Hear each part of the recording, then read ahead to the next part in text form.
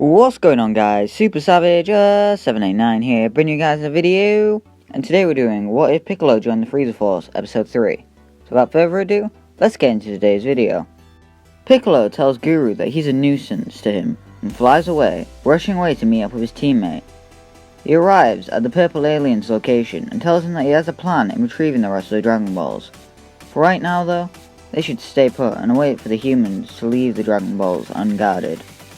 Frieza is enraged that Zarbon let the humans go. After slaughtering him, he calls in the Ginyu Force and they start heading towards Namek.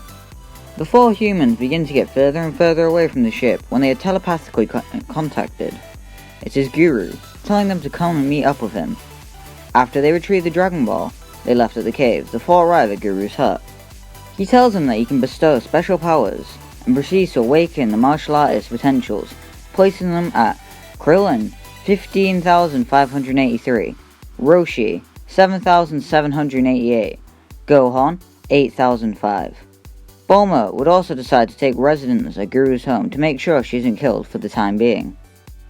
After a bit of a wait, Guru tells everyone that he feels sinister powers approaching the planet, all stronger than the Zarbon fellow, causing panic to fly through their bodies. When the Ginyu Force arrive and turn on their scouters, they begin searching for the Dragon Balls. They eventually arrive at Piccolo and Kui's location where they ask for the Dragon Ball. Kui realizes that the Ginyu Force will probably kill them, so he throws in the Dragon Ball, angering Piccolo, who proceeds to decapitate Kui in cold blood. Recoome proceeds to step up to Piccolo as Ginyu starts taking the Dragon Balls back, and the other three go to look for the remaining bunch of Dragon Balls. Piccolo and Recoome come to blows, with the Namekian having the upper hand.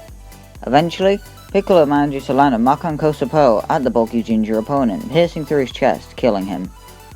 Over at Guru's, Roshi tells Gohan and Krillin they need to go and not put either Guru or Bulma in danger. So they start to move far away, enough where the Ginyu trio arrive, telling them to give up the Dragon Balls. Once they refuse, the Ginyus play Janken and Guldo wins. Guldo toys with the three and eventually locks them in paralysis. He goes to throw a tree at them and stab them when he suddenly falls unconscious, and all of what he's doing stops.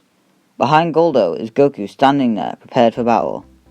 Berta and Jaice rush at Goku, where the Saiyan easily overpowers him and knocks the blue hurricane out cold. Jaice manages to get away, however. Goku tells them that he's off to go and get the Dragon Balls, telling them to be safe as he leaves. Guru then telepathically contacts the humans and tells them to hurry and take the balls and use Purunga. He feels a sinister power approaching. They listen to Guru and take Bulma with the Dragon Balls to follow Goku. Bulma has learned bits of Namekian and can now manage to summon the dragon and say what they need to. As fast as possible they arrive nearby Goku and Ginyu fighting, and summon Purunga which halts the battle. Before Ginyu can do anything, Goku grabs him and pins him down to make sure he doesn't intervene, as Bulma says her wishes as fast as possible. They revive Chiaotzu, then Tien, and finally, they wish for Tien to be brought to Namek as per Gohan's request.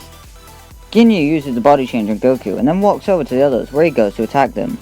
Before he can though, Piccolo throws Jaice's dead body in front of Ginyu, smiling as he does so. Piccolo beats up Ginyu and makes him body change back into Goku, where he kills the purple alien by blowing up his head. Having knowledge of the Frieza Force, Piccolo knows about the healing tanks and places him inside before telling others that they have to go and defeat Frieza. Although this seems noble, it is only to further his own means. Tien is flying through a wasteland when he is suddenly paralyzed mid-air. He looks and sees Guldo and Berta. When realizing this isn't who they want, Guldo goes to pick up some debris. To kill Tien, he simply flexes to break the paralysis off of him, then uses a double Dodon Ray to kill the duo before leaving. Frieza eventually arrives back near his ship after not finding anyone, only to see a Namekian there, which will help. He demands that the Namekian help out his own affairs, which Piccolo refuses, getting him a death beam to the chest. Once the clone disperses, Piccolo, Gohan, Krillin, and Buff Roshi all fire their strongest attacks at Frieza, which only proceeds to phase him and anger him. He decides that for that little spectacle, he'll show them true terror, transforming to his second form. After beating up everyone, he goes to stab Gohan through the gut, until Kikoho pushes his trajectory out of the way. Tien stands there, badass. He tells everyone that he has to go all out to take out this threat, asking if anyone has any ideas on how to take Frieza down. Piccolo asks the other three for energy and begins to charge up the strongest Makan Kosapo he can muster as Tien rushes off against Frieza. Tien transforms to the Kaioken times 10, having learned the technique from King Kai, realizing how weak the Earth's forces are right now. Using the variety of techniques he has learned, Tien begins to hold off Frieza. His muscles begin tearing themselves apart until eventually Piccolo finishes the attack. Roshi uses his paralysis technique to hold Frieza for a fraction of a second to allow the blast to hit him. Frieza gets up from the beam, angry, and transforms to his third form. Before he can attack anyone else, Goku arrives and proceeds to beat up Frieza, forcing him to go into his final form. As normal, Goku tries to Genki Dama. It fails, and Frieza stands back up. He then shoots Tien and kills Krillin, causing Goku to go Super Saiyan. Piccolo tells Gohan and Roshi they should probably get Bulma, help Tien, and leave on Goku's ship. It is either that or death. Reluctantly, Gohan picks up Roshi and Tien and then leaves where Bulma is, and they all leave on Goku's ship. Meanwhile, Piccolo takes Frieza's ship and manages to take it off of Namek into the cosmos. He starts looking through all the files and eventually he finds somewhere of interest that he's going to go. Goku and Frieza fight as normal, and then Goku manages to escape to Yardrat as per canon. When Goku comes to on Yardrat and begins his training, he is shocked to see he isn't the only person training under the Yardratians. He looks up and sees Piccolo in Yardrat clothing meditating. Questioning the Namekian on it, Piccolo explains that he figured out the Yardrats had special techniques he figured he could utilize back in Frieza's ship. It's going to help him with his goals.